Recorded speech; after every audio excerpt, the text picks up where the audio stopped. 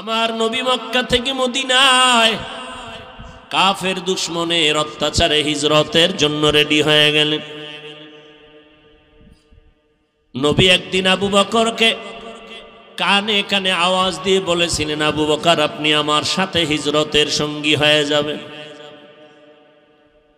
আল্লাহর নবী রাতের বেলা হিজরতের রাত ঘর থেকে যখন বের হবেন চতুর্দিকে দুশমন। কারণ আমার নবীর জমিনের মধ্যে এক ছায়া ছিল, মা খাদিজা রাদিয়াল্লাহু আনহা। যেই খাদিজার কথা নবী ভুলতে পারেন না। আম্মা জান আয়েশা বলেন, আমি দেখতাম আমার রুমের মধ্যে বসে মাঝে মাঝে রাহমাতুল লিল আলামিন গুনগুন করে কান্না করতে। আমি বলতাম, নবী কেন কাঁদেন? আমি আয়েশার কোনো বেয়াদবির কারণে কাঁদেন নাকি? বলে, না রে আয়েশা, কাঁদি না। কেন কাঁদি জানো? আমার অন্তরে যখন খাদিজার কথা মনে পড়ে যায় আমি চোখের পানি ধরে রাখতে পারি না রে আয়েশা। কারণ তোমারে বুঝাইতে পারবো না রে আয়েশা, তুমি আমার সুখের দিনের বিবি, আর খাদিজা আমার দুঃখের সময়ের বিবি।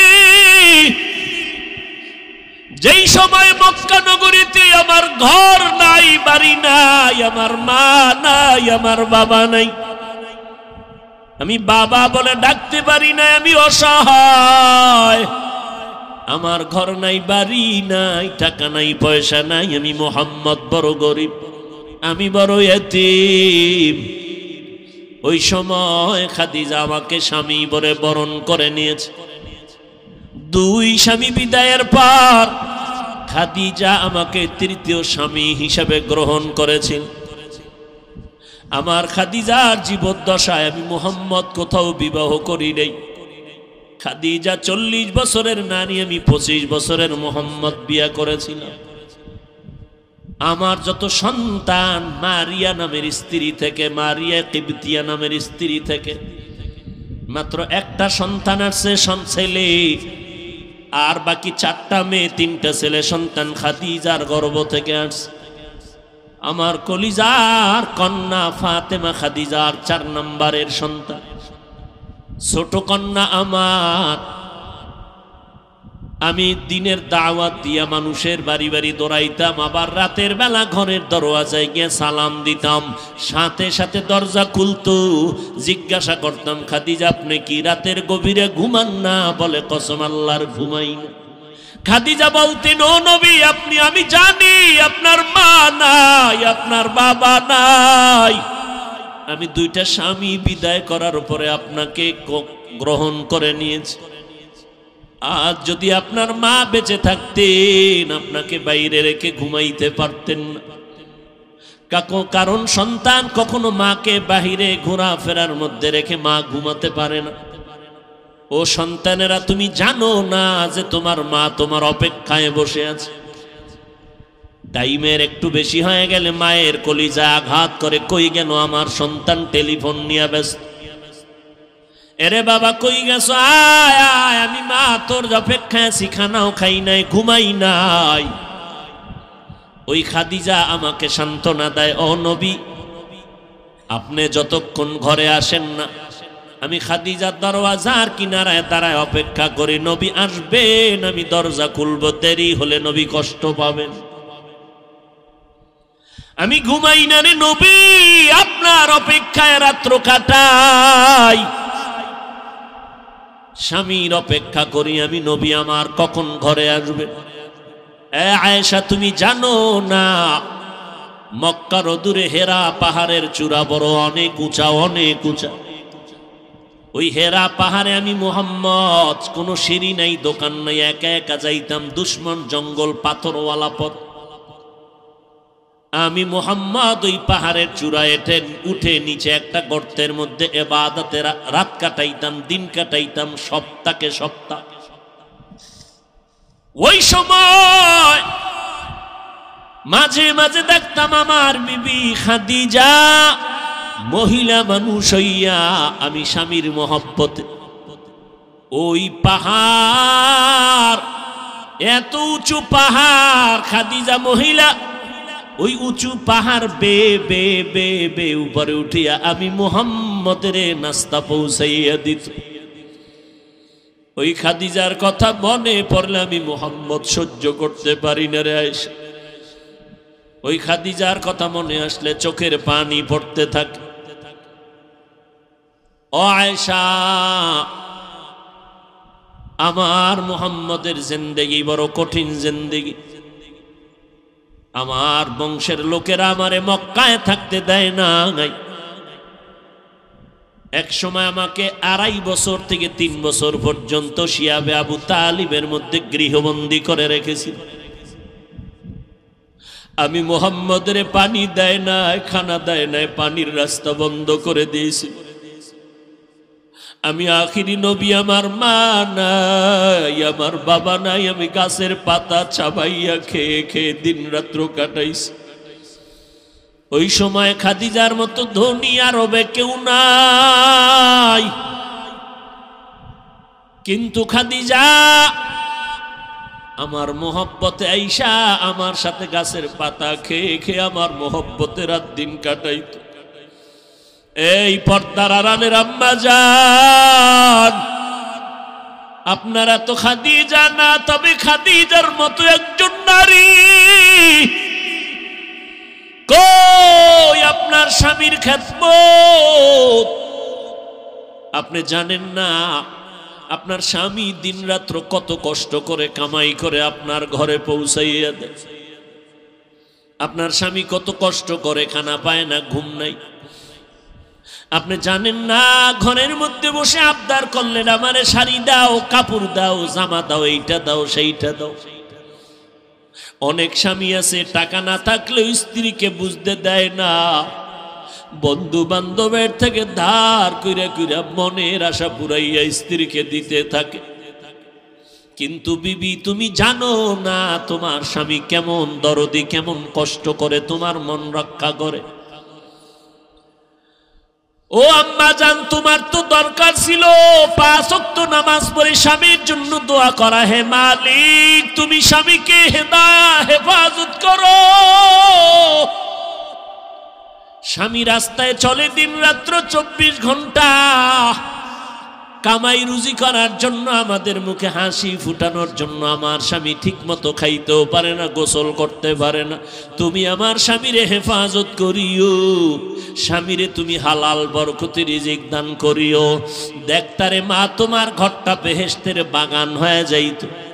ও স্বামীর খেদমত করনেওয়ালা নারীরা, আজকে যদি মনে করতার স্বামীর কামাই রুজি এটা স্বামীর একার না, এটা তোমার।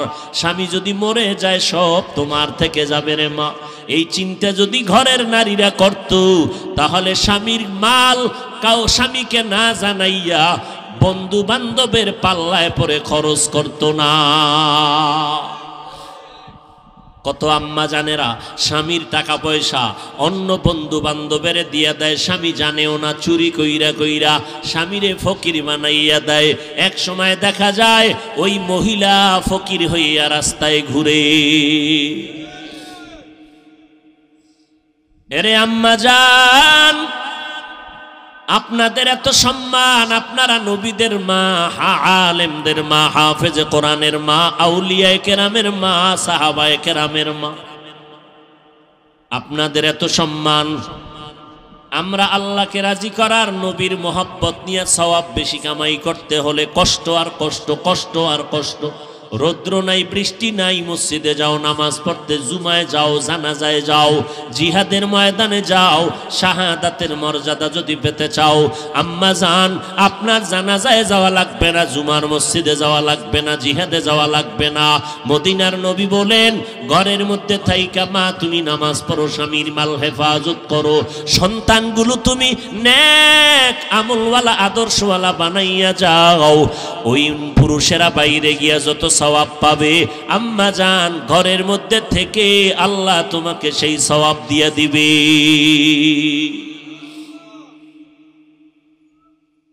কয়দিন আর স্বামীর ঘরে বসে রং তামাশা করবা, সাদা কাফন রেডি হয়ে যাইতেছে।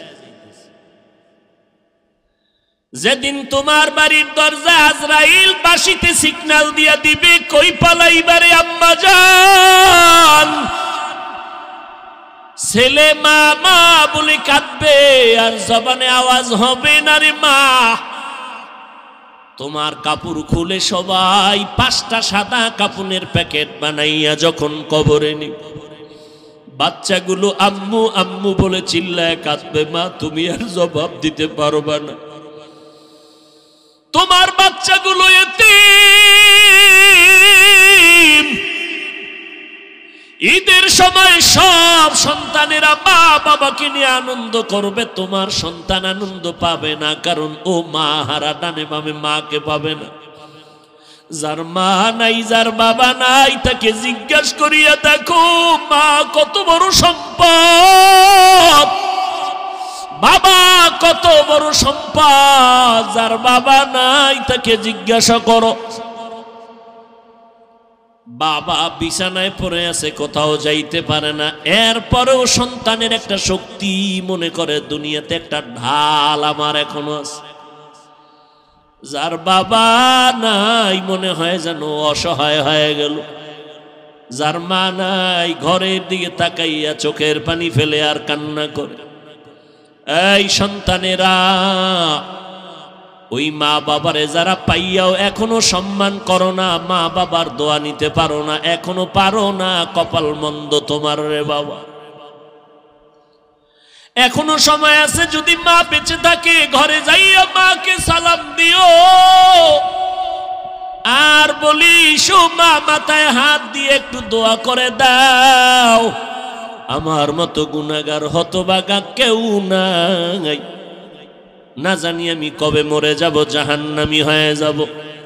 ও মা তুমি একটু দোয়া করে দাও, কত বেয়াদবি করছি, কত কথা অমান্য করে তোমারে কাঁদাইছি, আমার কথায় মাঝে মাঝে দেখছি মা তুমি কষ্ট পাইয়া কান্না করেছ, মা তুমি আমারে মাফ করে দাও, আর কোনোদিন তোমারে কষ্ট দিব না রে মা। ওই মা যদি মাথায় হাত দিয়ে দোয়া করে দেয়, আর সে আজিমে কবুল হয়ে যাবে। ও যুবকেরা, কয়দিন আর যৌবনের বাহাদুরি করবারে বাবা। এই মহামারীতে করোনায় কত মানুষ চলে গেল, কত যুবক চলে গেল। ও আল্লাহর বান্দারা, নবীর আদর্শের মালা গলায় লাগাও।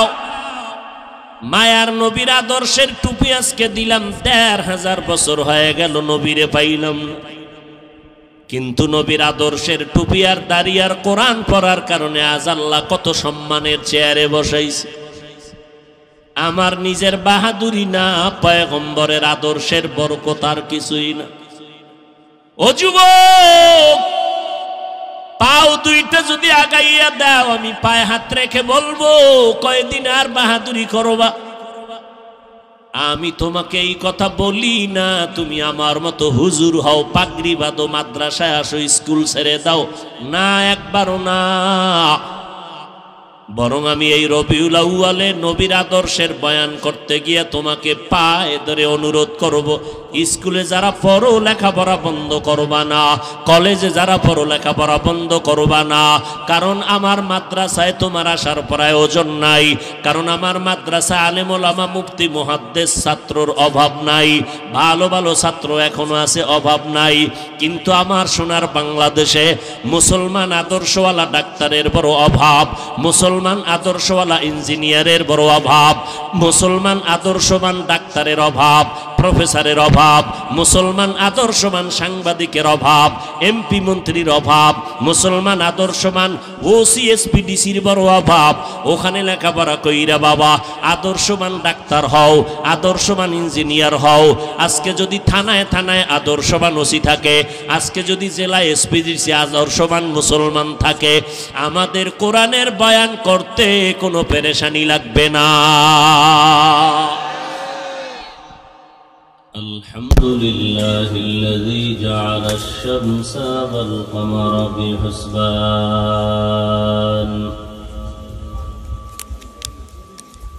ওয়ান নাজমা ওয়াশ শাজারা ইয়াসজুদান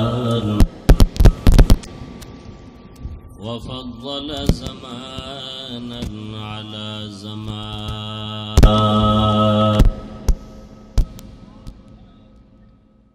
كما فضل مكانا على مكان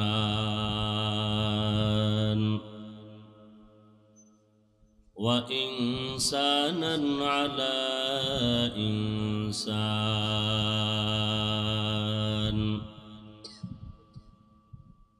ونشهد أن لا إله إلا الله وحده لا شريك له لا ضد له ولا ند له ولا مثل له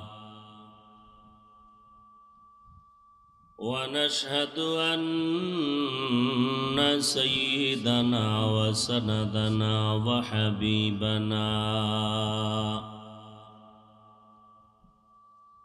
وحبيب ربنا وطبيبنا وطبيب قلوبنا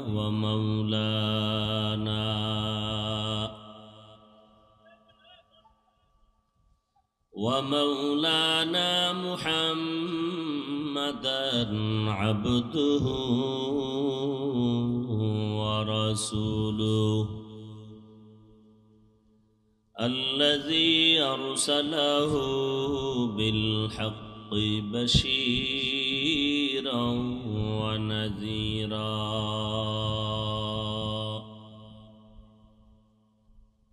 وداعيا إلى الله بإذنه وسراجا منيرا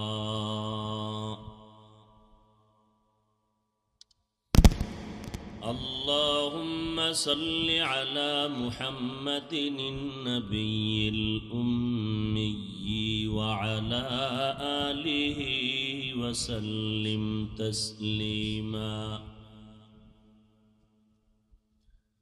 وبعد فأعوذ بالله من الشيطان الرجيم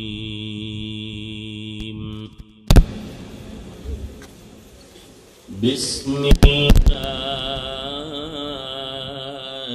الرحمن الرحيم ما آتاكم الرسول فخذوه وما نهاكم عنه فانتهوا وقال النبي صلى الله عليه وآله وسلم تركت فيكم أمرين لن تضلوا ما تمسكتم بهما كتاب الله وسنة رسوله أو كما قال النبي عليه الصلاة والسلام صدق الله مولانا العظيم وصدق رسوله النبي الأمي الكريم ونحن على ذلك من الشاهدين والشاكرين والذاكرين والحمد لله رب العالمين سبحانك لا علم لنا إلا ما علمتنا إنك أنت العليم الحكيم رب اشرح لي صدري ويسر لي أمري واحلل عقدة من لساني يفقه قولي तकबीर में कलमा में नमाजों में अज़ा में, तकबीर में कलमा में नमाजों में अज़ा में, है नाम इलाही से मिला नाम मुहम्मद, है नाम इलाही से मिला नाम मुहम्मद।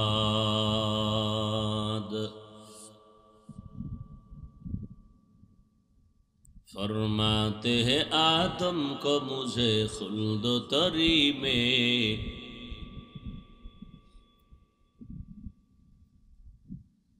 फरमाते हैं आदम को मुझे खुल्द तरी में, लिखा हुआ तूबा पे मिला नाम मुहम्मद, लिखा हुआ तूबा पे मिला नाम मुहम्मद।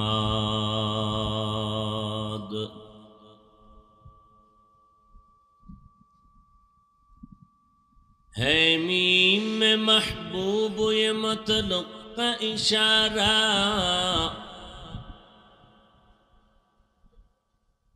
है मीम में महबूब ये मतलब का इशारा, फिर क्यों ना हो महबूब खुदा नाम मुहम्मद,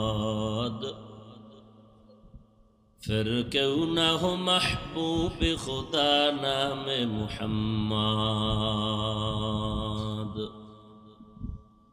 दक्षिण मिर्जानगर किशोर उदयन स्टार क्लाবের উদ্যোগে আয়োজিত দশম বার্ষিক ইসলামী মহাসম্মেলন জামিয়া ইসলামিয়া আরাবিয়া দক্ষিণ মির্জানগর মাদ্রাসা মাঠে আয়োজিত আজকের এই সম্মেলন 1 অক্টোবর 2022 মহতি এ মাহফিলে উপস্থিত মুহতারাম সম্মানিত সভাপতি হযরত মাওলানা আমিনুল হক কাসিমি দামাত বারাকাতুহুম, প্রধান অতিথি হাফেজ মাওলানা রহমতুল্লাহ সাহেব দামাত বারাকাতুহুম, অন্যান্য অতিথিবৃন্দ, হযরতে উলামায়ে কেরাম, বিভিন্ন এলাকা থেকে আগত আল্লাহ পাকের আশিকিন, জাকিরিন, শাকিরিন, মুহিব্বিন, মুরব্বিয়ান এজম, কলিজার টুকরা আমার সমবয়সী যুবক বন্ধুগণ, স্নেহের ছোট ভাই, পর্দার আড়ালে মা বোনেরা, আল্লাহ পাকের দরবারে লাখ কোটি শুকর যে আল্লাহ পাক এই ফিতনার জামানায় কোরআন ও সুন্নাহর ভিত্তিতে সহি তরিকায় কিছু কথা আমাদেরকে বলার মতো, শুনবার মতো তৌফিক দান করেছেন। সুন্দর এই বেহেশতের বাগানে হাজারো মানুষের মধ্য থেকে বাছাই করে আসার তৌফিক দান করেছেন। নেয়ামতের শুকর আদায়ার্থে মহব্বতের সাথে পড়ি আলহামদুলিল্লাহ। দরুদ ও সালাম সৈয়দুল মুরসালিন রহমাতুল লিল আলামিন শফিউল মুজনিবিন খাতামুন নবিয়্যিন সৈয়দুস সাকালাইন ইমামুল মুরসালিন হযরত মুহাম্মদুর রাসূলুল্লাহ সাল্লাল্লাহু আলাইহি ওয়া আলিহি ওয়াসাল্লামের উপর সর্বোপরি শুকর এবং দরুদ ও সালাম সৈয়দুল মুরসালিন রহমাতুল লিল আলামিন হযরত মুহাম্মদুর রাসূলুল্লাহ সাল্লাল্লাহু আলাইহি ওয়া আলিহি ওয়াসাল্লাম। নবীর উপরে দরুদ পড়েন না কেন? আপনারা নবীর আশিক না?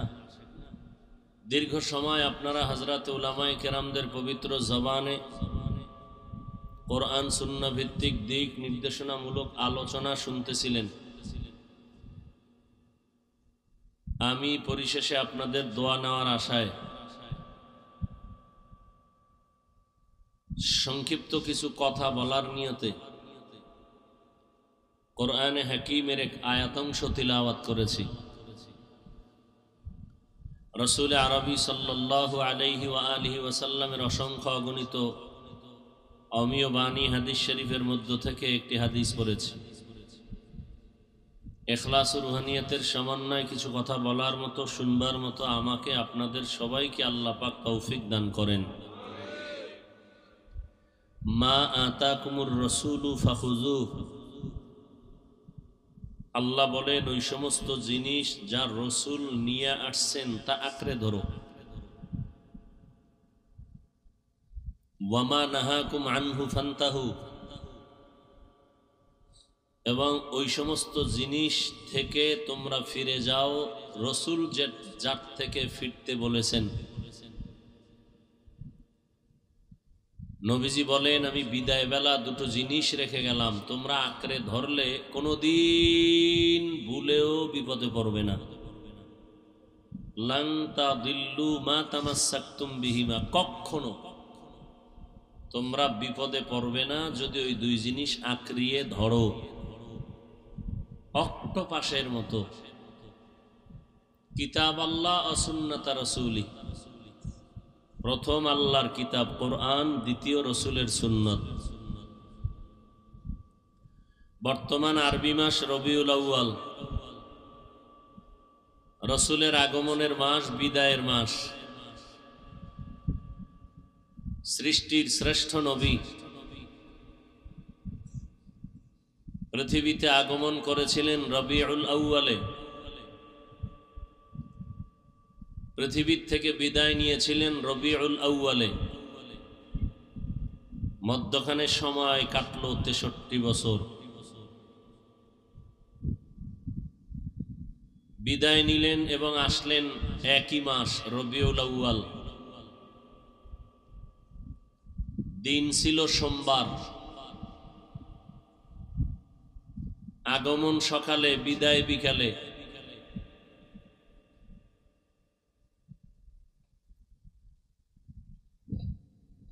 তারিখ, যাওয়ার তারিখ 12,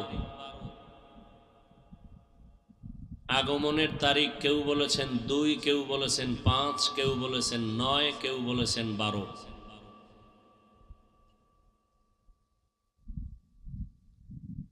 তাহলে মাস নিয়ে কোনো দ্বিমত নাই, দিন নিয়ে কোনো দ্বিমত নাই, যাওয়ার তারিখ নিয়ে দ্বিমত নাই, আগমনের তারিখ নিয়ে দ্বিমত। নবী কি নিয়ে আসলেন, কি রেখে গেলেন, এটাই আমাদের আলোচনার বিষয়, এখান থেকে আমাদের অর্জনের বিষয়। তাহলে রসুল আসলেন দুনিয়াতে কোন মাসে? বিদায় বার সবাই বলেন। যাওয়ার তারিখ 12ই। আশাকে আরবিতে বলে মিলাদুন নবী, বিদায়কে বলে ওয়াফাতুন নবী, মাঝখানের 63 বছরের নাম সিরাতুন নবী। কোনটা মানবেন না বলেন?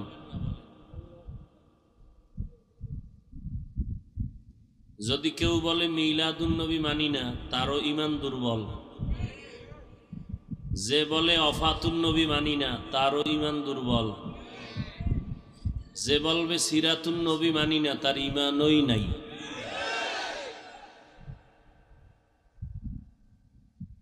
মিলাদ শব্দের অর্থ জন্ম, মোবারক। আন নবী শব্দের অর্থ আমাদের সুপরিচিত নবী। গোটা মাখলুকাতের মধ্যে সুপরিচিত নবী মাত্র একজন, রহমাতুল্লিল আলামিন।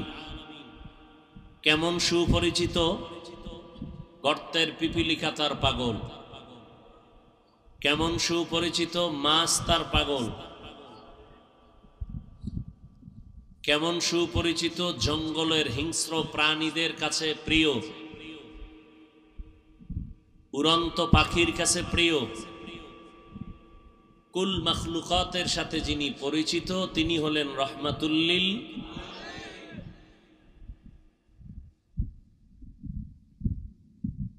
বয়ান করা, বয়ান শোনা সব আল্লাহর তৌফিকের মাধ্যমে হয়। কি বয়ান করব নির্দিষ্ট করে আসি নাই, কতক্ষণ করব কোনো নিয়ত করি নাই। আল্লাহ যতক্ষণ তৌফিক দিবেন ততক্ষণ চলবে। কি বয়ান করব তাও আল্লাহ জানেন। কোন কথার পরে কোন কথা সাজাইয়া বের করব, এটা কি মুখস্থ করা কোনো বান্দার দ্বারা সম্ভব? যে আমি এই কথার পরে এই কথা বলবো। দ্বিতীয়, হ্যাঁ, কেউ সিরিয়াল মেনটেন করে, ডায়েরিতে লেখা সামনে নিয়ে বসে, কিছু বক্তা দেখছি। আবার কেউ ল্যাপটপ নিয়ে বসে, আর একটু আপডেট হয়েছে। আমাদের এই চিন্তাও নাই, অভ্যাসও নাই, যেন জীবনে না হয়।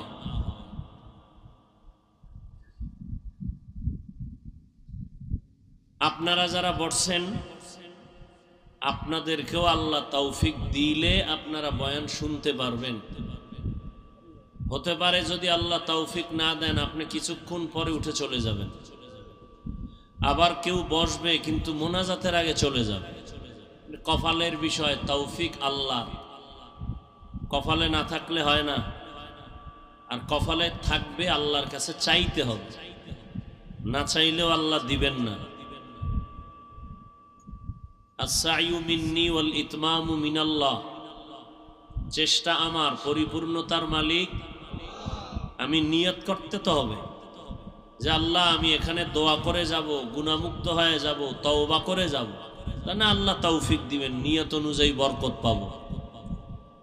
আল্লাহ দোয়া করে যাওয়ার আমাদের সবাইকে তৌফিক দান করেন। তাহলে মিলাদুন নবী অর্থ কি হবে? আমাদের সুপরিচিত নবীজির জন্ম মোবারক। ওয়াফাতুন নবী শব্দের অর্থ হবে আমাদের সুপরিচিত নবীর ইন্তেকাল। ওই বেদাতিরা বলে নবী মরে নাই, নবীর মরণ হয় নাই। ওদেরকে জিজ্ঞাসা করবেন নবীজির জানাজা হয়েছিল নি? অবশ্যই বলবে হয়েছিল। জানাজা কি জিন্দা মানুষের হয়? সামান্য সময়ের জন্য আমার রসুলের দেহ মোবারক থেকে রূহকে আলাদা করেছিলেন আমার আল্লাহ। রওজায়ে মোবারকে যাওয়ার পরে আল্লাহ পাক রসুলকে জিন্দা করে দিলেন। কিয়ামত পর্যন্ত রসুল রওজায়ে আতহারে নামাজের হালাতে আল্লাহর মারিফতে কিয়ামত পর্যন্ত আল্লাহর মজা নিতে থাকবেন। কিয়ামত পর্যন্ত আল্লাহর রসুল কবরে কি বলেন না কেন? এবার আহলে হাদিস মনা যারা, তারা বলবে জিন্দা হইলে খায় না, ঘুমায় কেমনে, খায় খানা খায় কেমনে, প্লেট কই গেলাস কই। তার ছাড়া তো এই যত বাহাদুরি করে হাদিস মানি, সহি ছাড়া মানি না, ও হাদিসের কেতাব খুলে দিলে পড়তেই পারবে। শুধু চাপার জোরে চলে, শুধু চাপা আর হিংসার গোডাউন লয়ে বইছে। জান্নাত রিজার্ভ করে নিছে, কন্ট্রাক্টরি নিয়ে নিছে। নবী কবরে জিন্দা কেমনে খায়? নবীজি বলেন আল আম্বিয়া উ আহিয়াউন, সমস্ত আম্বিয়ায়ে কেরাম কবরে জিন্দা। ফি কুবুরিহিম ইউসাল্লুন, নামাজরত অবস্থায় আছেন। কোনরত অবস্থায়? এখন আবার প্রশ্ন করবে তো নামাজে দাঁড়ায় কেমনে? ছোট কবর, রুকুতে যাইবে কেমনে? সে এমন ফিডা দরকার।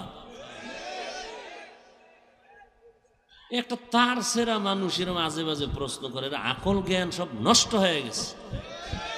কারণ কি জানেন? লিকুল্লি শাইইন জিনাতুন ফিল ওয়ারা ওয়াজিনাতুল মারই তামামিল আদাবি আজ খোদা খা ইমে তৌফিকে আদব বে আদব মাহরুম গাশত আজ ফজলে রাব। বেয়াদব আল্লাহর রহমত থেকে বঞ্চিত। যারা আল্লাহওয়ালাদের সাথে বেয়াদবি, উস্তাদদের সাথে বেয়াদবি, মুরব্বীদের সাথে বেয়াদবি, এই সমস্ত মানুষ জায়গায় জায়গায় জায়গায় জায়গায় পদদলিত, নিষ্পেষিত, অবহেলিত হয় আর বেইজ্জতি হয়, আর আকল নষ্ট হয়ে যায়। এদের আকল কি হয়ে যায়? নষ্ট হয়ে যায়।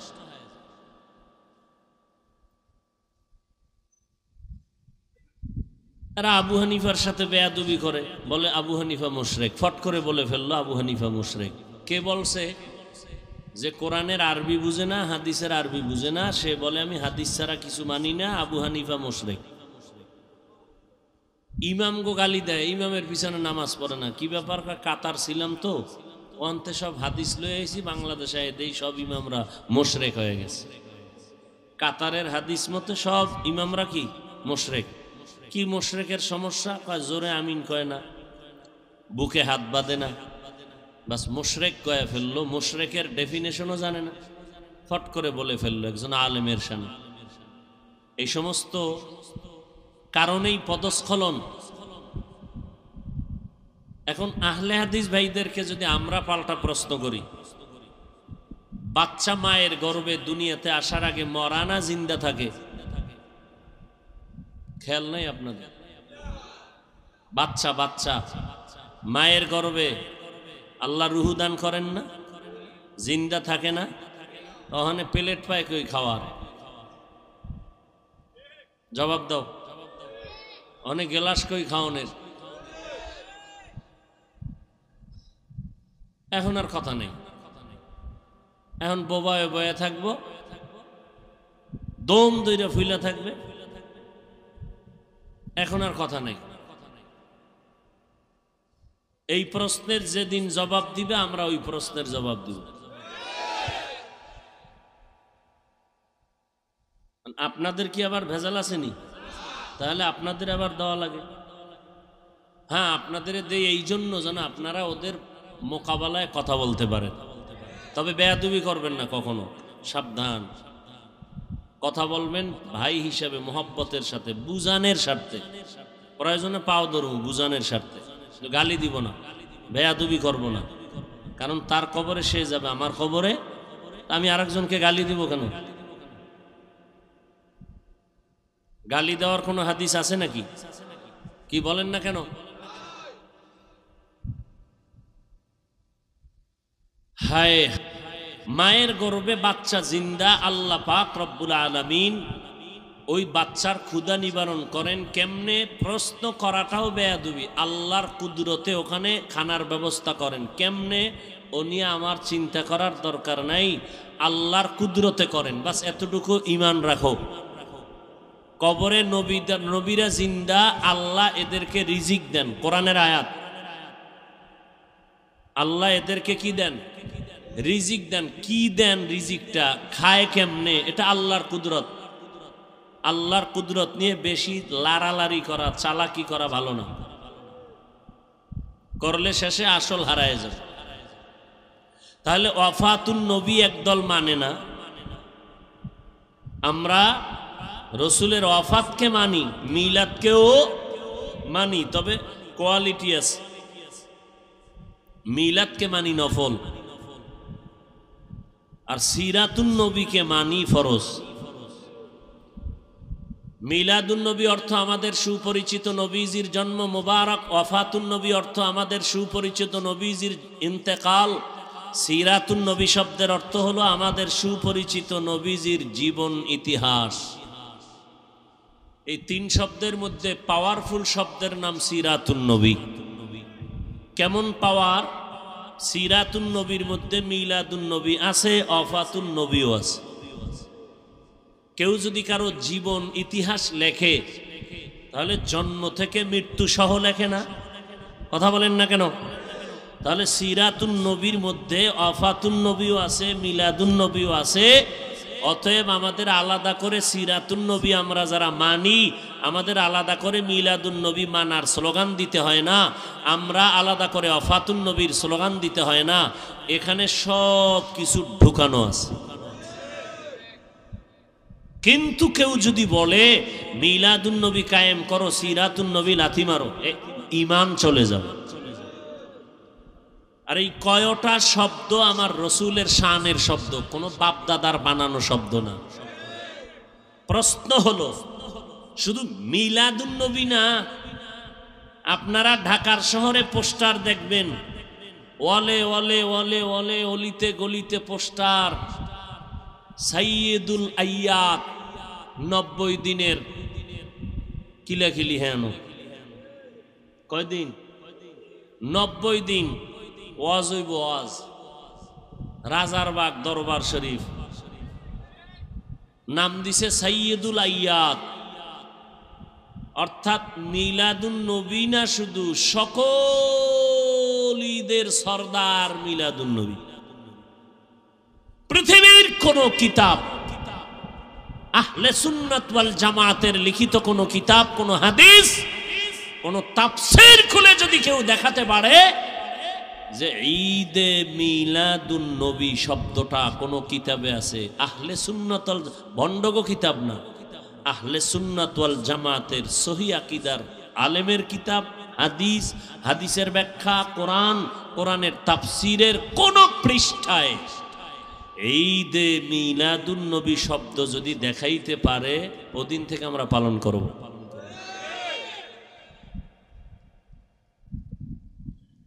কি আছে কোথাও? আমরা বলতেছি নাই, আপনার জানা থাকলে বলেন। আছে? পৃথিবীর কোন হাদিসে নাই, হাদিসের ব্যাখ্যার কিতাবে নাই এই শব্দ লেখা, ঈদে মিলাদুন নবী। তাহলে এটা কারা করলো? ঈদ বাড়াইলো কারা? বাড়াবাড়ি করে যারা। বাড়াবাড়ি মানেই তো বাড়ানো, বাড়াবাড়ি করার মানে কি? তাহলে মিলাদুন নবীর সাথে ঈদ বাড়াইছে, অথচ বাড়াবাড়ি করার কোনো সুযোগ। আল-ইয়াউমা আকমালতু লাকুম দীনাকুম ওয়া আতমামতু আলাইকুম নি'মাতি ওয়া রাদিতু লাকুমুল ইসলাম দীনা। দিন ধর্ম আল্লাহ সিল মেরে দিলেন, এখানে আর কোনো বাড়ানো নাই, কমানোর কোনো সুযোগ নাই। আমি আল্লাহ মুহাম্মদের দিয়ে 23 বছরের প্রেসক্রিপশন তৈরি করে দিলাম। আরে দুনিয়ার মানুষ, কিয়ামত পর্যন্ত তোমরা যারা চলতে চাও সঠিক পথে, মুহাম্মদের দেওয়া প্রেসক্রিপশনটাকে ফলো করে চলবা। এই প্রেসক্রিপশন বাড়ানো যাবে না, কমানো যাবে না, সিল লাগায় দিলাম। আমার নবী খাতামুন নবিয়িনের সিল লাগায় দিলেন। নবীজির প্রেসক্রিপশন কিয়ামত পর্যন্ত চলবে। যারা ফলো করে তারা ঔষধ দিবে, তারা জান্নাতি। যারা নবীর প্রেসক্রিপশন উল্টা পাল্টা বাড়াবে, কমাবে, তারা গোমরা হয়ে যাবে। তাহলে আলেমগো কাজ কি?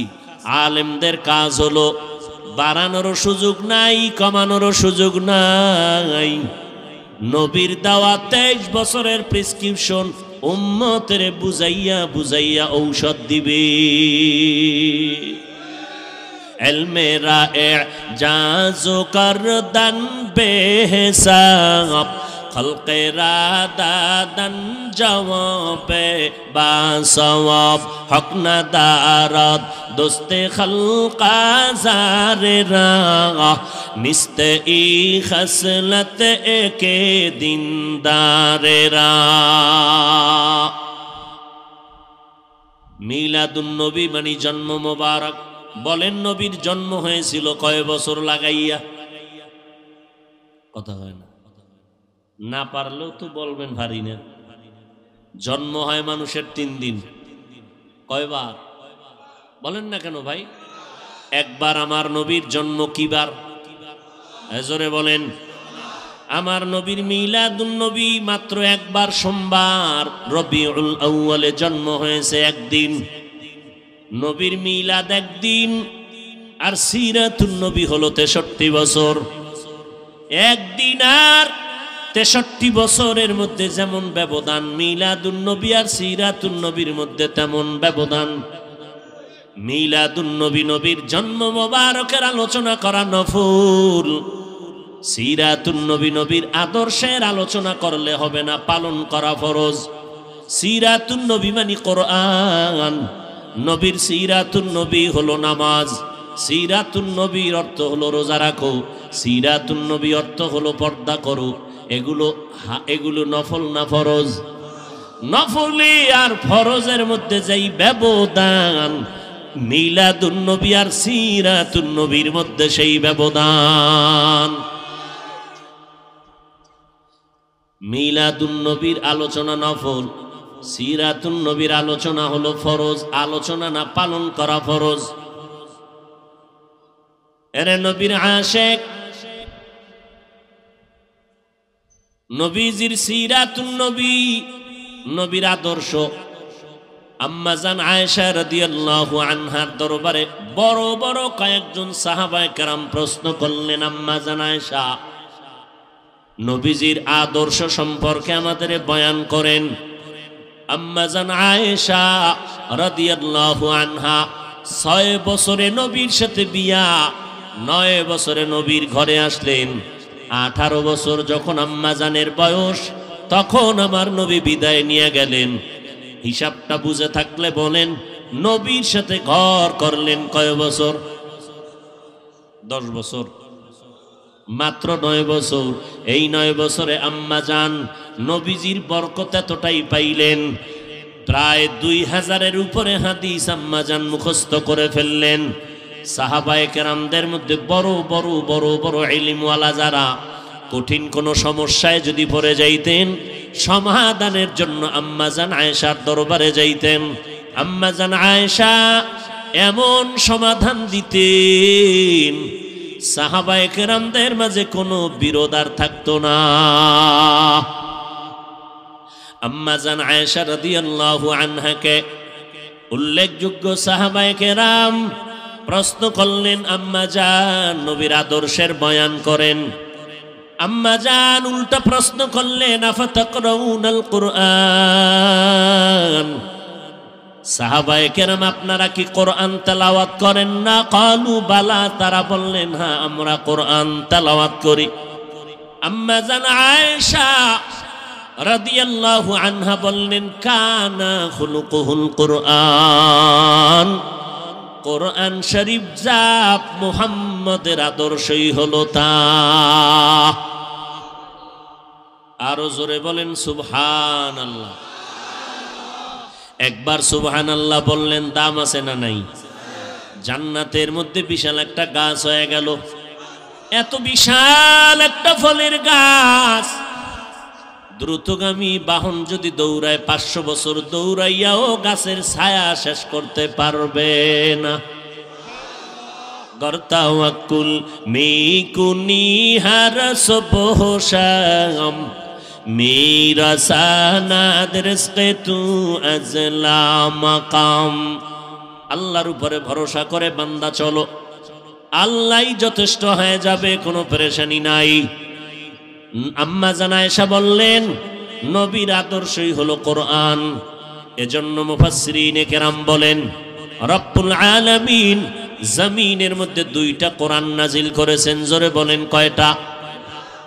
এক কোরআন হলো থিওরিক্যাল কোরআন, আর একটা কোরআন হলো প্র্যাকটিক্যাল কোরআন। থিওরিক্যাল কোরআন আমাদের হাতে এখনো আছে, প্র্যাকটিক্যাল কোরআন রবিউল আউয়ালে বিদায় নিয়েছে। রাহমাতুল লিল আলামিন প্র্যাকটিক্যাল কোরআন, আর আমরা যে কোরআন তেলাওয়াত করি এটা হলো থিওরিক্যাল কোরআন। আম্মাজান আয়েশা বললেন, নবীর আদর্শ যদি দেখতে চাও কোরআনের দিকে নজর দাও। কোরআন এমন দামি, আমার রাসূল তেমন দামি। আল্লাহ বলেন, কোরআন আমি যেমন হেফাজতের জিম্মাদারি নিয়েছি, আমার বন্ধু মুহাম্মদেরও আমি আল্লাহ জিম্মাদারি নিয়েছি হেফাজতের। ওয়াল্লাহু ইয়াসিমুকা মিনান নাস। আমার নবীর কোনো গুনাহ নাই, কোরআনের দিকে তাকাইলে যেমন সওয়াব, আমার নবী মুহাম্মদের দিকে তাকাইলেও বান্দা আমল নামায় সওয়াব। শুধু সওয়াব না, বান্দা নজর দিবি, 1 সপ্তাহের ক্ষুধা নিবারণ হয়ে যাবে। আমার নবীর চেহারা এত সুন্দর। আম্মাজান আয়েশা রাদিয়াল্লাহু আনহা বলেন, ঘরের মধ্যে এশার নামাজের পরে আমি আয়েশা একটা সুই সুতা নিয়ে কাজ করতেছিলাম, হঠাৎ করে বাতির তেল শেষ হয়ে গেল, সুইটাও পড়ে গেল। তালাশ কোথায় করব, অন্ধকার। কামলেওয়ালা নবী আমার ঘরের মধ্যে প্রবেশ করলেন রাতের আধারে। মদিনাওয়ালা নবীর চেহারা মোবারকে আলোকিত হয়ে গেল আমার ঘর। আর নবীর চেহারার আলোতে আমি সুইটা দেখলাম খুঁটির গোড়ায় পড়ে আছে, আমি হাতে নিয়ে নিলাম। কেমন মায়ার নবী আমার, আমার নবী এত সুন্দর। সাহাবী বলেন আমি পূর্ণিমা চাঁদের দিকে নজর দিলাম, আমার মায়ার নবীর চেহারা মোবারকের দিকে নজর দিলাম। নজর দিয়া তাকাইয়া দেখি আসমানের চাঁদের থেকে আমার নবীর চেহারা বড় উজ্জ্বল। ইমামুল আউয়ালিন আল আখিরিন বাহর সাদকা রাহমাতাল লিল আলামিন সাইয়্যিদুল কাউনাইন খাতমুল মুরসালিন আখিরামদ বুদ ফখরুল আউয়ালিন। ওই নবী দুনিয়াতে কি নিয়ে আসলেন আমাদের আলোচনার বিষয়। নবী জমিনে আসলেন কি নিয়া, আবার আমার নবী বিদায় নিলেন রেখে গেলেন কি। এই দুই কথার দুটো জবাব। আমার নবী কি নিয়ে আসছেন, আল্লাহ কোরআনের মধ্যে বলতেছেন লাকাদ কানা লাকুম ফি রাসূলিল্লাহি উসওয়াতুন হাসানাহ। ও দুনিয়ার মুমিনের দল, তোমাদের জন্য মুহাম্মাদের মধ্যে রয়েছে উত্তম আদর্শ। তাহলে নবী কি নিয়ে আসলেন? উত্তম। জোরে বলেন। নবী দুনিয়াতে আসলেন উত্তম আদর্শ নিয়া, আবার দুইটা জিনিস আমার নবী রেখে বিদায় নিয়ে চলে গেলেন। দুই জিনিস রেখে গেলেন, একটার নাম কোরআন আর একটার নাম হলো সুন্নাত। প্রথমটার নাম কি? জোরে বলেন। দ্বিতীয়টার নাম আরো জোরে বলেন। নবী কোরআন আর হাদিস কেন বলেন নাই? আমার নবী কেন কোরআন আর সুন্নতের কথা বললেন? এর কয়েকটা জবাব। এক নাম্বার জবাব, কোরআন বললে হাদিস বলার কোনো প্রয়োজন হয় না কেন? বলে কোরআন বুঝার জন্য লাগবে হাদিস, কারণ কোরআন হলো, কোরআনের ব্যাখ্যাই হলো হাদিস। দুই নাম্বার জবাব, লক্ষ লক্ষ নবীর হাদিস দুনিয়ার মানুষ কোনোদিন একত্রে এক টেবিলে জমাও করতে পারবে না, আমলও করতে পারবে না। কথা বুঝেননি? লক্ষ লক্ষ হাদিস কোনদিন মানুষ একা জীবনে এগুলো পড়িয়া শেষ করতে পারবে না, আর এই সমস্ত হাদিসগুলো জীবনে আমলও করতে পারবে না। তা আমল কি করবে? কয় আমল করবা সুন্নত, হাদিসের আমল না, সুন্নতের আমল করবা। তিন নাম্বার জবাব, নবী সুন্নতের কথা বলে বুঝায় দিলেন কিতাব দেখে আমল চলবে না। সুন্নতের আমল যদি চাও ব্যক্তিকে দেখে আমল করা লাগবে। ব্যক্তি কারা? আমি নবীর একমাত্র বন্ধু জমিনে থাকবে তারা উলামায়ে আহলে হক। এরা আমাদের ওয়ারিস। আল উলামা ওয়ারাসাতুল আম্বিয়া, আম্বিয়ায়ে কেরামের ওয়ারিস উলামায়ে আহলে হক। এদের অনুসরণ করবা, কারণ সাহাবায়ে কেরাম এত বড় আলেম, কোরআন হাদিসের ইলম শিখার পরেও নবীর দরজা ছাড়ে না, নবীর পেছনে সময় দেয়। খানার টাইমের খবর নাই, ঘুমের খবর নাই, নবীর পেছনে সময় কাটায়। কখন রাত হয়ে গেল খবর নাই, দিন হয়ে গেল খবর নাই। নবী কেমনে পানি পান করেন সাহাবায়ে কেরাম দেখেন আর শিখেন। নবী কেমনে জুতা পরেন সাহাবায়ে কেরাম দেখেন আর শিখেন। আবার সাহাবায়ে কেরামদের দেখার পর তাবেঈনরা দেখে দেখে দেখে দেখে আমল করেছেন। তাবেঈনদেরকে দেখিয়া দেখিয়া তবে তাবেঈনরা আমল করেছেন। কোরআন হাদিস জানার পর তবে তাবেঈনদেরকে দেখে দেখে উলামায়ে মুতাকাদ্দিমিনরা আমল করেছেন। উলামায়ে মুতাকাদ্দিমিনদেরকে দেখে দেখে উলামায়ে মুতাআখিরিনরা আমল করেছেন। উলামায়ে মুতাআখিরিনদেরকে দেখে দেখে আমাদের মুরব্বিরা আমল করেছেন।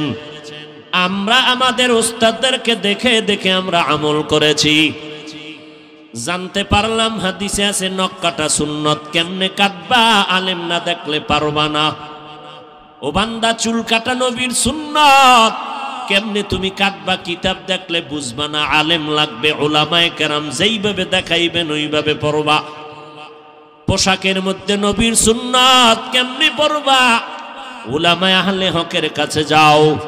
উলামায়ে আহলে হক যেই পোশাক পরবে এই পোশাকটাই হলো মদিনাওয়ালা নবীর পোশাক। সোহবতে সালে তোরা সালেহ কুনাত, সোহবতে তলে তোরা তলে কুনাত এক জমানা, সোহবতে বা আউলিয়া বেহতেরা সদ সালাত বেরিয়া। বলেন ভুলে গেছেন নি? বলেন তো নবী দুনিয়াতে কি নিয়ে আসছেন, কি রেখে চলে গেলেন? দুই জিনিস, কোরআন আর, জোরে বলেন, কোরআন আর নবীর সুন্নাত।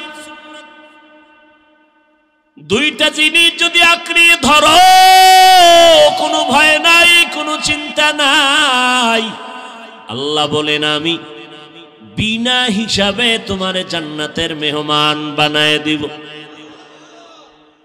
এরে নবীর আশিক, নবী উত্তম আদর্শ নিয়ে জমিনের মধ্যে পদার্পণ করলেন মক্কা নগরীতে। এমন একটা টাইম যেই সময় মক্কার মানুষের মতো খারাপ মানুষ এই জমিনের কোথাও ছিল না। এত বড় খারাপ, নারী আর পুরুষ উলঙ্গ হইয়া বাইতুল্লাহ তাওয়াফ করে, ভেতরে মূর্তি বসানো, বিয়া শাদীর কোনো নিয়ম নাই, যুবক যুবতী অবাধে চলাফেরা করে, যখন তখন জিনায় লিপ্ত হয়ে যায়, কোনো বাধা নাই।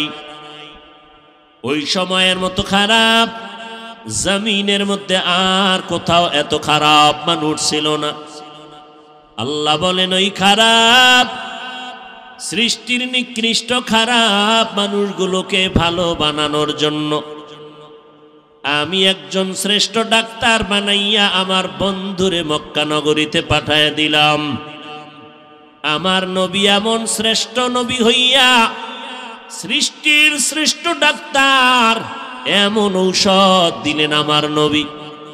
মক্কার বর্বর জাহেল মূর্খ মানুষ আমার নবীর যখন ঔষধ গ্রহণ করল, তারা এত স্বর্ণের মানুষে পরিণত হয়ে গেল। এখন আর তারা খারাপ নাই। আল্লাহ কয় নবী আপনার সোহবতে গিয়া এরা এত ভালো হয়ে গেল, আপনি জানায় দেন আমি দুনিয়াতেই জান্নাতের টিকিট দিয়ে দিলাম।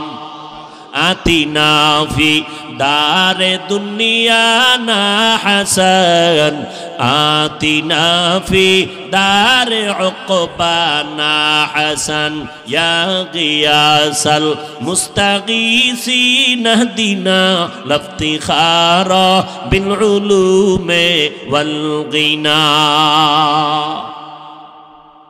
নবীর আদর্শ গ্রহণ করলেন আবু বকর। আবু বকর কেমন দামি! মদিনার নবী বলেন আমার উম্মত মুমিনের সব নেক আমল যদি এক পালায় দেওয়া হয়, আবু বকরের নেকের পাল্লা অনেক ভারী হয়ে যাবে।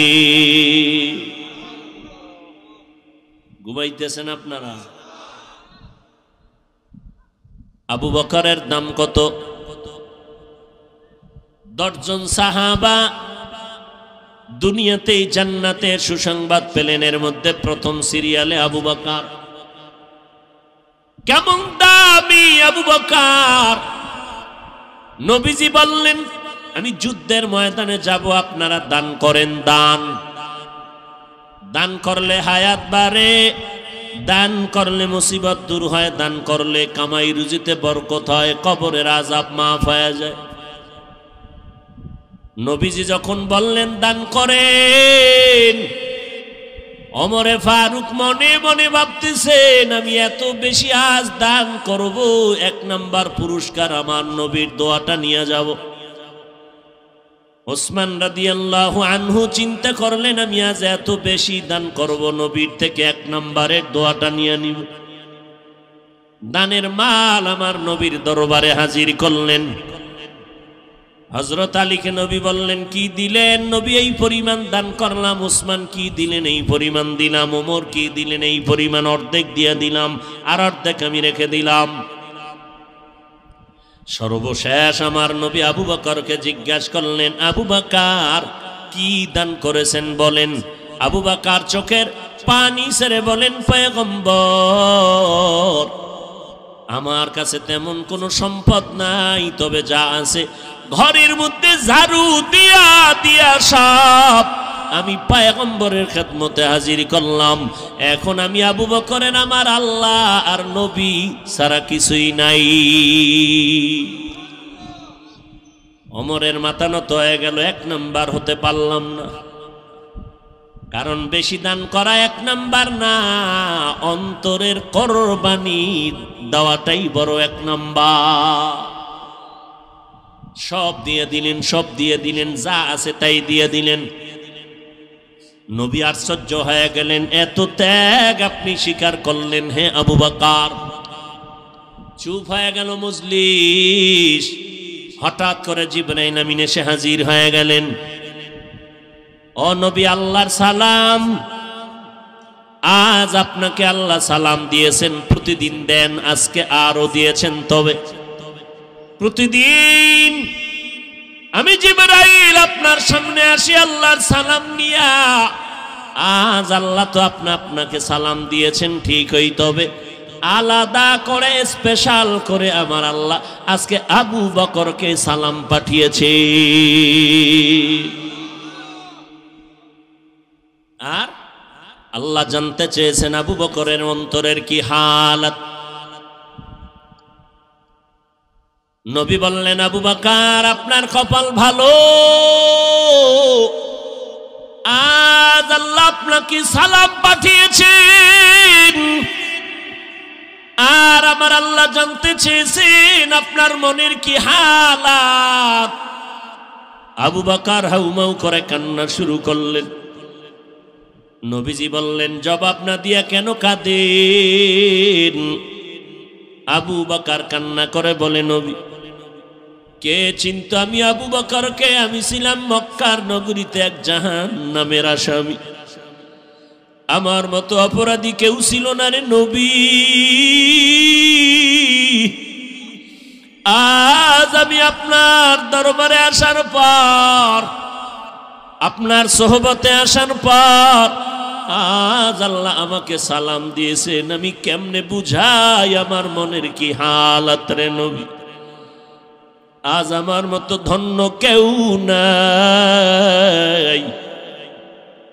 আমার নবীর আদর্শ পেয়ে আবু বকর এত দামি হয়ে গেলে, জীবন দেওয়ার জন্য তৈয়ার। আমার নবী মক্কা থেকে মদিনায় কাফের দুশমনের অত্যাচারে হিজরতের জন্য রেডি হয়ে গেলেন। নবী একদিন আবু বকরকে কানে কানে আওয়াজ দিয়ে বলেছিলেন, আবু বকর আপনি আমার সাথে হিজরতের সঙ্গী হয়ে যাবেন। আল্লাহর নবী রাতের বেলা, হিজরতের রাত, ঘর থেকে যখন বের হবেন চতুর্দিকে দুশমন। কারণ আমার নবীর জমিনের মধ্যে এক ছায়া ছিল, মা খাদিজা রাদিয়াল্লাহু আনহা। যেই খাদিজার কথা নবী ভুলতে পারেন না। আম্মা জান আয়েশা বলেন, আমি দেখতাম আমার রুমের মধ্যে বসে মাঝে মাঝে রাহমাতুল লিল আলামিন গুনগুন করে কান্না করতে। আমি বলতাম, নবী কেন কাঁদেন? আমি আয়েশার কোনো বেয়াদবির কারণে কাঁদেন নাকি? বলে, না রে আয়েশা, কাঁদি না। কেন কাঁদি জানো? আমার অন্তরে যখন খাদিজার কথা মনে পড়ে যায়, আমি চোখের পানি ধরে রাখতে পারি না রে আয়েশা।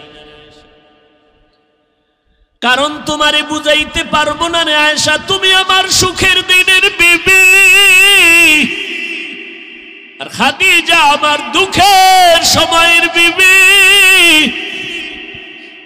যেই সময় মক্কা নগরীতে আমার ঘর নাই, বাড়ি নাই, আমার মা নাই, আমার বাবা নাই, আমি বাবা বলে ডাকতে পারি না, আমি অসহায়, আমার ঘর নাই, বাড়ি নাই, টাকা নাই, পয়সা নাই, আমি মুহাম্মদ বড় গরিব, আমি বড় ইয়তীম। ওই সময় খাদিজা আমাকে স্বামী বলে বরণ করে নিয়েছে। 2 স্বামী বিদায়ের পর খাদিজা আমাকে তৃতীয় স্বামী হিসাবে গ্রহণ করেছিল। আমার খাদিজার জীবদ্দশায় আমি মুহাম্মদ কোথাও বিবাহ করি নাই। খাদিজা 40 বছরের নারী, আমি 25 বছরের মুহাম্মদ বিয়া করেছিলাম। আমার যত সন্তান মারিয়া নামের স্ত্রী থেকে, মারিয়া কিবতিয়া নামের স্ত্রী থেকে মাত্র একটা সন্তান আছে, ছেলে, আর বাকি 4টা মেয়ে, 3টা ছেলে সন্তান খাদিজার গর্ভ থেকে আসছে। আমার কলিজার কন্যা ফাতেমা খাদিজার 4 নম্বরের সন্তান। ছোট কন্যা আমার, আমি দিনের দাওয়াত দিয়া মানুষের বাড়ি বাড়ি দৌড়াইতাম, আবার রাতের বেলা ঘরের দরওয়াজায় গিয়ে সালাম দিতাম, সাথে সাথে দরজা খুলতো। জিজ্ঞাসা করতাম, খাদিজা আপনি কি রাতের গভীরে ঘুমান না? বলে কসম আল্লাহর ঘুমাই না। খাদিজা বলতেন, ও নবী আপনি, আমি জানি আপনার মা নাই, আপনার বাবা নাই, আমি 2টা স্বামী বিদায় করার উপরে আপনাকে গ্রহণ করে নিয়েছি। আজ যদি আপনার মা বেঁচে থাকতেন আপনাকে বাইরে রেখে ঘুমাইতে পারতেন না। কারণ সন্তান কখনো মাকে বাহিরে ঘোরাফেরার মধ্যে রেখে মা ঘুমাতে পারে না। ও সন্তানেরা, তুমি জানো না যে তোমার মা তোমার অপেক্ষায় বসে আছে। টাইমের একটু বেশি হয়ে গেলে মায়ের কলিজা আঘাত করে, কই গেল আমার সন্তান? টেলিফোন নিয়ে ব্যস্ত। এরে বাবা কই গেছো? আয় আয়, আমি মা তোর অপেক্ষায় আছি, খানাও খাই নাই, ঘুমাই নাই। ওই খাদিজা আমাকে সান্ত্বনা দেয়, ও নবী আপনি যতক্ষণ ঘরে আসেন না আমি খাদিজার দরওয়াজার কিনারায় দাঁড়ায় অপেক্ষা করি। নবী আসবেন, আমি দরজা খুলব, দেরি হলে নবী কষ্ট পাবেন। আমি ঘুমাই না রে নবী, আপনার অপেক্ষায় রাত্র কাটাই, স্বামীর অপেক্ষা করি আমি। নবী আমার কখন ঘরে আসবেন? আয়েশা তুমি জানো না মক্কার দূরে হেরা পাহাড়ের চূড়া বড় অনেক উঁচা, অনেক উঁচা। ওই হেরা পাহাড়ে আমি মুহাম্মদ, কোনো সিঁড়ি নাই, দোকান নাই, একা একা যাইতাম, দুশ্মন জঙ্গল, পাথরওয়ালা পথ। আমি মুহাম্মদ ওই পাহাড়ের চূড়ায় উঠে নিচে একটা গর্তের মধ্যে ইবাদতে রাত কাটাইতাম, দিন কাটাইতাম, সপ্তাহে সপ্তাহ। ওই সময় মাঝে মাঝে দেখতাম আমার বিবি খাদিজা মহিলা মানুষ হইয়া, আমি স্বামীর মহব্বতে ওই পাহাড়, এত উঁচু পাহাড়, খাদিজা মহিলা ওই উঁচু পাহাড় বে বে বে বে উপরে উঠিয়া আমি মুহাম্মদের নাস্তা পৌঁছাইয়া দিত। ওই খাদিজার কথা মনে পড়লে আমি মুহাম্মদ সহ্য করতে পারি না রে আয়েশা। ওই খাদিজার কথা মনে আসলে চোখের পানি পড়তে থাকে। ও আয়েশা,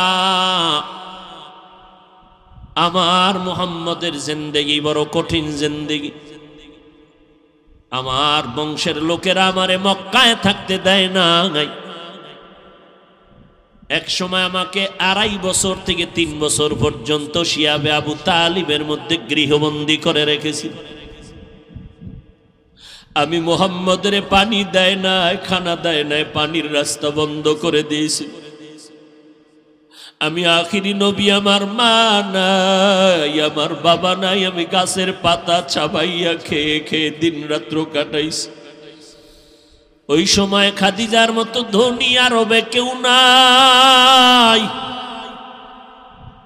কিন্তু খাদিজা আমার মোহব্বতে আইসা আমার সাথে গাছের পাতা খেয়ে খেয়ে আমার মোহব্বতে রাত দিন কাটাইত। এই পর্দার আড়ালের আম্মা জান, আপনারা তো খাদিজা না, তবে খাদিজার মতো একজন নারী কই আপনার স্বামীর খেদমত? আপনি জানেন না আপনার স্বামী দিন রাত্র কত কষ্ট করে কামাই করে আপনার ঘরে পৌঁছাইয়া দেয়। আপনার স্বামী কত কষ্ট করে, খানা পায় না, ঘুম নাই। আপনি জানেন না, ঘরের মধ্যে বসে আবদার করলেন আমারে শাড়ি দাও, কাপড় দাও, জামা দাও, এইটা দাও, সেইটা দাও। অনেক স্বামী আছে টাকা না থাকলেও স্ত্রীকে বুঝতে দেয় না, বন্ধু বান্ধবের থেকে ধার কইরা কইরা মনের আশা পুরাইয়া স্ত্রীকে দিতে থাকে। কিন্তু বিবি তুমি জানো না তোমার স্বামী কেমন দরদি, কেমন কষ্ট করে তোমার মন রক্ষা করে। ও আম্মা জান, তোমার তো দরকার ছিল 5 ওয়াক্ত নামাজ পড়ে স্বামীর জন্য দোয়া করা। হে মালিক, তুমি স্বামীকে হেফাজত করো।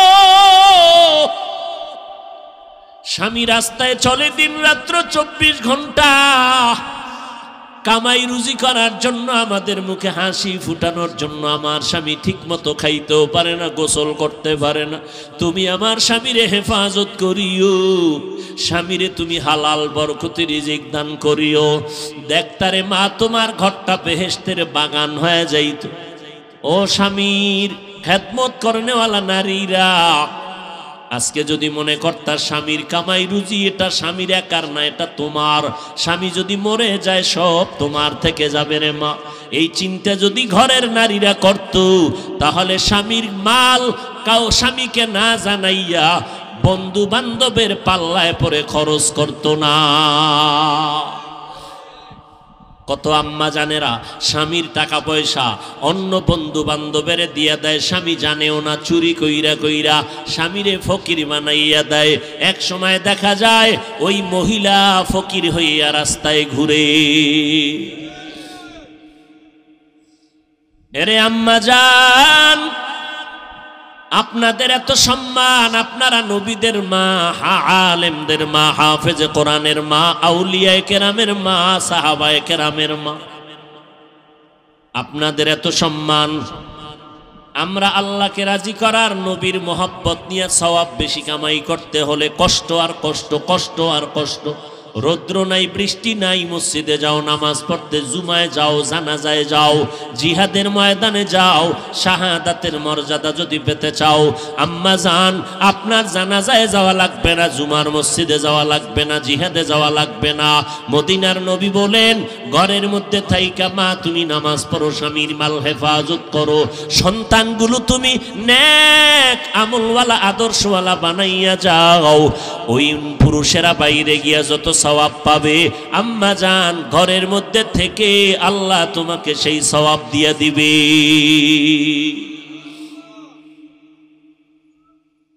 কয়দিন আর স্বামীর ঘরে বসে রং তামাশা করবা, সাদা কাফন রেডি হয়ে যাইতেছে।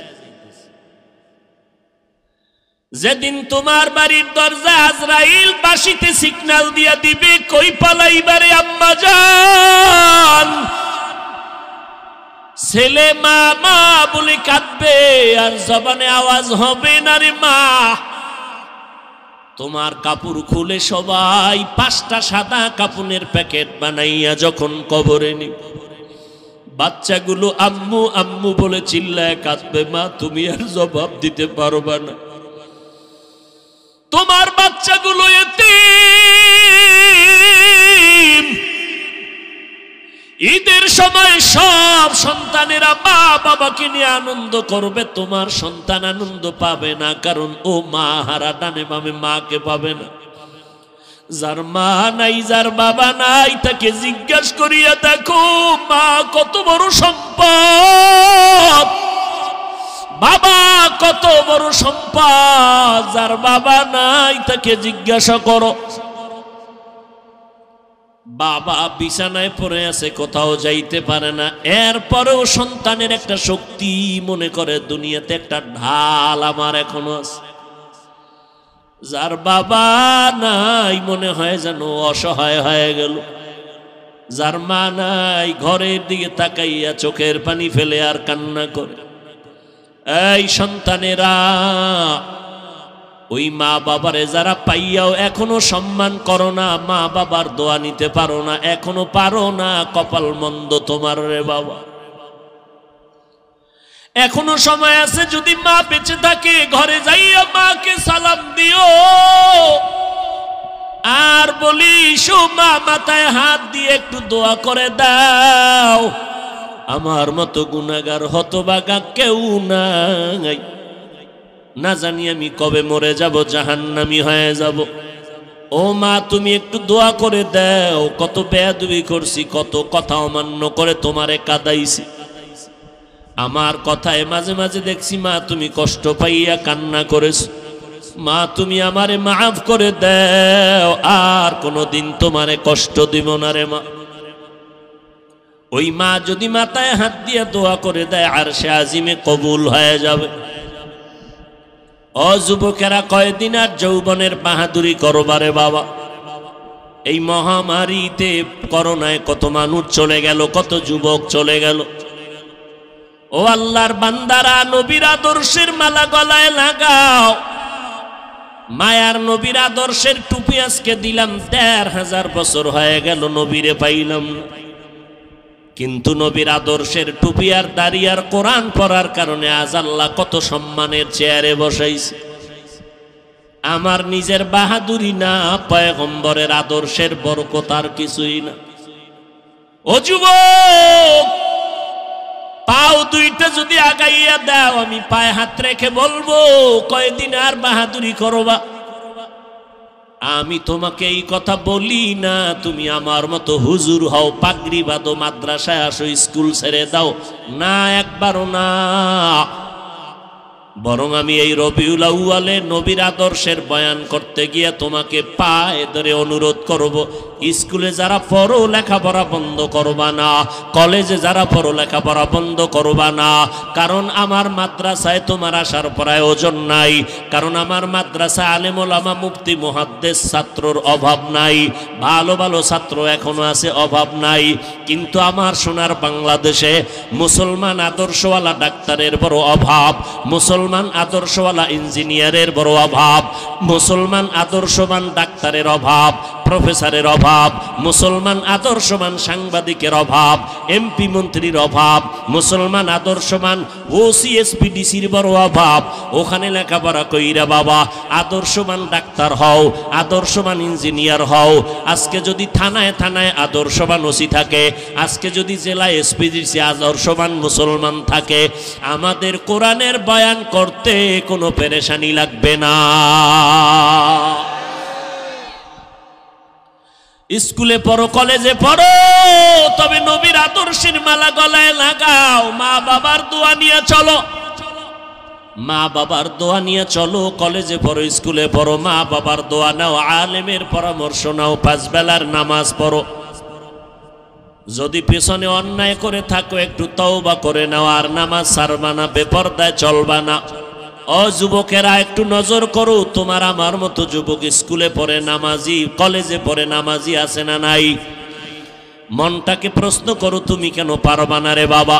তোমার আমার মতো বান্দারে আর্মি, পুলিশ, বিডিআরের চাকরি করে নামাজি দাড়িওয়ালার অভাব নাই, তুমি কেন পারবা না? তোমার আমার মতো সন্তান গাড়ি চালায়, ড্রাইভারি করে, নামাজি পর্দাওয়ালার অভাব নাই, তুমি কেন পারবা না? ব্যবসা করে, হালাল খায় হারাম খায় না, অভাব নাই, তুমি কেন পারবা না? কৃষি কাজ করে, নদীতে মাছ ধরে, নামাজি যুবকের অভাব নাই। শ্রমিকের কাজ করে যুবক 5 বেলার নামাজি, অভাব নাই, তুমি কেন পারবা না রে বাবা? আজকে তুমি টুপি পরো না, নামাজ পড়ো না, পায়ে দরিয়া দরিয়া বলার পরেও তুমি দাঁড়িয়ে রাখতে চাও না। ও বাবারে, আজকে আমিও যদি তোমার মতো স্বাধীনতা ভাইবা যদি প্যান্ট শার্ট টাই লাগাইয়া সমাজে মাস্তানি করতাম, কেউ বাধা দিত না। আজকে টুপি মাথায় দেওয়ার পরও মাথা গরম লাগে, এরপরও কেন টুপিটা ফালাই না জানো নি রে বাবা? দাড়িটা লম্বা করার কারণে যৌবনের ভাবটা চলে যায়, এরপরও কেন দাড়ি কামাই না? লম্বা জামা পরার কারণে শরীর গরম লাগে, এরপরও কেন ফালাই না? কত মানুষ কওমি মাদ্রাসায় পড়ার কারণে গালি দেয়, বাজে কথা বলে, এরপরও কেন এই রাস্তা থেকে পেছনে যাই না? একটাই মাত্র কারণ, আল্লাহর কোরআন পড়ে দেখলাম, নবীর হাদিস পড়ে দেখলাম, একটা কথাও ভেতরে মিথ্যা নাই। কত বড় বড় বেঈমানেরা কোরআনের ভুল বের করতে গিয়া কালেমা পড়ে মুসলমান হয়ে গেল। লক্ষ লক্ষ নবীরা মিথ্যা কথা বলেন নাই, লক্ষ লক্ষ সাহাবায়ে কেরাম মিথ্যা কথা বলেন নাই, লক্ষ লক্ষ তাবিন তবে তাবিনরা মিথ্যা কথা বলেন নাই, কোটি কোটি আলেম ওলামারা মিথ্যা কথা বলতে পারেন না। অতএব নবীর কথা সত্য, কোরআনের কথা সত্য, কারা দুনিয়াতে গুনার কারণে কি শাস্তি হবে, জান্নাতের বয়ান কোরআনে আছে, হাদিসে আছে, জাহান্নামেরও বয়ান আছে। জান্নাতে কারা যাবে, জাহান্নামে কারা যাবে আল্লাহ তাও বলেছেন। গুনাহ যারা করবে তাদের জন্য জাহান্নাম, নেক আমল যারা করবে তাদের জন্য জান্নাত। ইন্নাল আবরারা লাফি নাঈম ওয়া ইন্নাল ফুজ্জারা লাফি জাহিম। নেক আমলওয়ালারা জান্নাতে যাবে, গুনাহ যারা করবে তারা জাহান্নামে যাবে। গালি দেওয়া গুনার কাজ, মিথ্যা বলা গুনার কাজ, সুদ খাওয়া গুনার কাজ, অন্যের হক নষ্ট করা গুনাহের কাজ, অন্যের ইজ্জতের উপর আক্রমণ করা গুনাহের কাজ, মানুষের সম্পদ চুরি করা গুনাহের কাজ, ডাকাতি করা গুনাহের কাজ, মা বাবার সাথে বেয়াদবি গুনাহের কাজ, আলেম ওলামা মুরব্বীদের সাথে বেয়াদবি করা গুনাহের কাজ। এই রকম গুনাহ করে করে যারা কবরের দিকে রওনা হবে, আল্লাহ কয় আমি একটা ডাক দিলাম তওবার জন্য, তওবা করো, আমি মুহূর্তের মধ্যে তোমার জীবনের সব গুনাহ তওবার বিনিময়ে মাফ করে দিব। ও আল্লাহর বান্দারা, আজকে আমি বক্তা হইয়া চেয়ারে বসছি, তোমরা শ্রোতা হইয়া মাঠে বয়ান শুনো। কিন্তু জানোনি আজকে তুমি ডাক্তার হইয়া চেম্বার করো, আমি রুগী হইয়া তোমার কাছে 500 টাকা 1000 টাকা ভিজিট দিয়া চিকিৎসা নেই। কিন্তু জানোনি রে বাবা, তোমার চেয়ার আর আমার চেয়ারের দাম কত? যেদিন আজরাইল আইসা ডাক দিবে ওই দিন কিন্তু দেখা যাবে আমার চেয়ারের কোনো দাম নাই, তোমার চেয়ারের কোনো দাম নাই। আমি বক্তা, তুমি শ্রোতা, সবার মরণকালে 3টা সাদা কাফন, কারো জন্য আলাদা কিছু ব্যবস্থা করা হবে না। কবরের সাইজও হবে এক, সাদা কাফনের প্যাকেট বানাইয়া ওই কবরের মধ্যে রেখে যখন পাড়াইয়া মাটি দিয়া বাঁশ বাগানে রেখে সব যখন বিদায় হয়ে যাবে, ও বাবা, কে পীর, কে বক্তা, কে শ্রোতা, কে আলেম, কে মূর্খ, কে ধনী, কে গরিব, কোনো ভেদাভেদ নাই। সাদা কাপনের প্যাকেটে পেঁচাইয়া কবরে রাখার পর সবাই যখন বিদায় নিবে, ওই কবরে 2 জন ফেরেশতা প্রশ্ন করবে 3টা। আমাকেও যেই প্রশ্ন, আপনাদেরও সেই প্রশ্ন করবে। রবের পরিচয় দাও, ধর্মের পরিচয় দাও, রাহমাতুল লিল আলামিনের পরিচয় দাও। এই 3টা প্রশ্নের জবাব যারা দিতে পারবে, পয়গম্বর বলেন, ও উম্মতেরা, তাদের জন্য কবর হবে জান্নাতের বাগান। আল্লাহ ডেকে বলবেন, ও কবরের ফেরেশতা, ওই বান্দার জন্য জান্নাতের দরজা খুলে দাও, জান্নাতের বিছানাটা দাও, জাহান্নামের দরজা বন্ধ করে দাও। আমার বান্দার 3.5 হাত কবরটা বড় বালাখানা বানাইয়া দাও। আমার বান্দা এখন জান্নাতের হাওয়া বাতাসে নাজ নেয়ামতের ঘেরান নিয়া জান্নাতের বিছানায় ঘুমাবে, কিয়ামত পর্যন্ত বান্দা আরাম করবে। আল্লাহর নবী বলেন, উম্মতের দল যারা গুনাহগার হইয়া কবরে যাবে, রবের গোলামি করবে না, আল্লাহর কবরে যাওয়ার পরে বান্দা একটা প্রশ্নের জবাব দিতে পারবে না। সুন্নতের আমল করে নাই, আলেম ওলামারা বয়ান করে পায়ে ধরে নামাজের দাওয়াত দিত, নামাজ পড়ে নাই। আল্লাহর নবী বলেন, কবরে যাওয়ার পর একটা প্রশ্নের জবাব তারা দিতে পারবে না। আল্লাহ তাআলা রাগান্বিত হইয়া কুদরতের আওয়াজ দিয়া বলবেন, ও কবরের ফেরেশতা, এই বেঈমান আর নাফরমানের কোনো সময় সুযোগ দিও না। আমি দুনিয়াতে কম সুযোগ দেই নাই, দুনিয়াতে আমার দেওয়া সূর্যের আলো, চাঁদের আলো, পানি বাতাস ভোগ করিয়া, আমার দেওয়া নদীর মাছ খাইলো, গাছের ফল খাইলো, জমিনের ফসল খাইয়া এত বড় নিমক হারাম একবারও আলহামদুলিল্লাহ বলে শুকর আদায় করে নাই। ওলামায়ে কেরাম দাওয়াত দিত, পায়ে ধরে ধরে নামাজের বয়ান করত, নামাজ পড়ে নাই। এখন আর সময় দিও না, এই গুনাহগারের কবরে জাহান্নামের আগুনের বিছানাটা দিয়া দাও, জাহান্নামের সাথে রাস্তা বানাইয়া দাও। ওই অন্ধকার কবরে জাহান্নামের আগুন 1টা না 2টা না 99টা সাপ কবরের মধ্যে এসে পড়ে যাবে রে বাবা। ও যুবকেরা, একটা বেতের বাড়ি সহ্য করতে পারো না, একটা মশার কামড় সহ্য করতে পারো না। একটু চিন্তা করো, গুনাহগার হইয়া যদি কবরে যাও, ওই কবরে কেমনে মাটির চাপ সহ্য করবা? আল্লাহ বলবেন, রে কবরের মাটি, এই নাফরমানকে জোরে জোরে 2 পার্শ্বের থেকে জোরে জোরে চাপ দাও। এত জোরে চাপ দিবে পাজরের হাড়গুলো চুরমার হয়ে যাবে। এত জোরে ওই কবরের গুনাহগারেরা চিল্লাইতে থাকবে, কুকুর, ভেড়া, বকরি, গরু, সকল পশু পাখিরা আওয়াজ, কবরের আওয়াজ শুনবে। কবরের হালাত দেখবে মানুষ, আর জিনেরা কবরের অবস্থা দেখবে না। এরে নবীর উম্মতের দল, কবরের আযাব বিশ্বাস করো না রে ভাই। কত কবরে আগুন দেখা যায়, কত কবরে ধোঁয়া দেখা যায়, আবার কত কবরের লাশ তাজা পাওয়া যায়। যত কবরের লাশ তাজা পাওয়া গেল সব নামাজীদের কবর, আর যত কবরের লাশ তাজা নাই, কবরে আগুন দেখা গেল, ধোঁয়া দেখা গেল, সব হলো বেনামাজি বেয়াদবদের কবর। ও আল্লাহর বান্দারা, ওই মরণের আগে আল্লাহর কাছে তওবা করে নাও।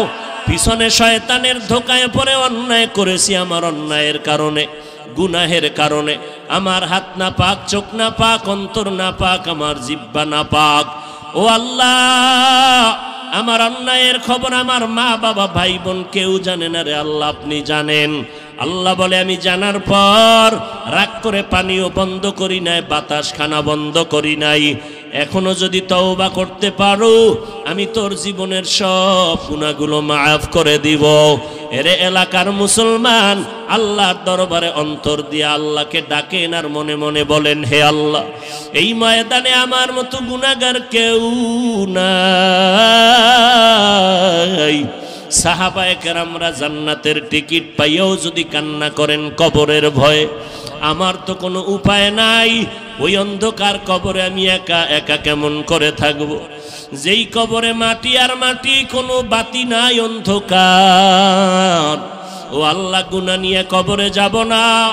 আজকে যদি আমাকে ছোট একটা রুমে আটকাইয়া, ভেতরে আটকাইয়া, বাহির দিয়ে তালা দিয়া কয় রাতের বেলা ঘুমা, আমি দরজা ভেঙ্গে ফেলবো আর চিল্লাবো, একা এই ছোট রুমে আমি ভয় পাই, ঘুমাইতে পারবো না। ও যুবকেরা, চিন্তা করো, ওই অন্ধকার কবর আরো কঠিন অন্ধকার হয়ে যাবে। কেমনে তুমি কবরে থাকবা? যদি গুনাহগার হয়ে যাও তো কবরে উপায় নাই। আল্লাহর কাছে তওবা করে নাও। দুই ফোঁটা চোখের পানি ছেড়ে দিলটাকে নরম করে আমার আল্লাহর কাছে বলতে থাকো, আল্লাহ, আজকে থেকে নামাজ ছাড়বো না, বেপরদায় চলবো না, মা বাবাকে কষ্ট দিব না, ওলামায়ে কেরামের পরামর্শ নিয়ে আমল করব, দেশ ও জাতির বিরুদ্ধে কোনো ষড়যন্ত্রে লিপ্ত হব না।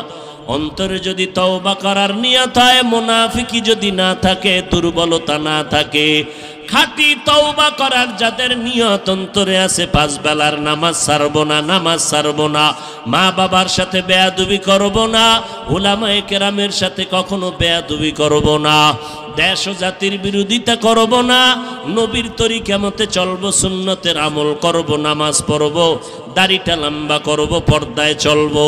তওবা করার যদি নিয়ত হয়, খাঁটি অন্তরে যদি নিয়তের অন্তরে তওবার নিয়ত থাকে, আমার আল্লাহকে দুটো হাত তওবার নিয়তে দেখাইয়া দাও। আয় আল্লাহ, আমাদের হাতগুলো কবুল করে নেন, তওবা কবুল করে নেন, তওবার উপরে মজবুত হইয়া চলার মতো তৌফিক দান করেন, আমিন। আলহামদুলিল্লাহি রাব্বিল আলামিন, والصلاة والسلام على سيد الأنبياء والمرسلين وعلى آله وأصحابه أجمعين يا أرحم الراحمين.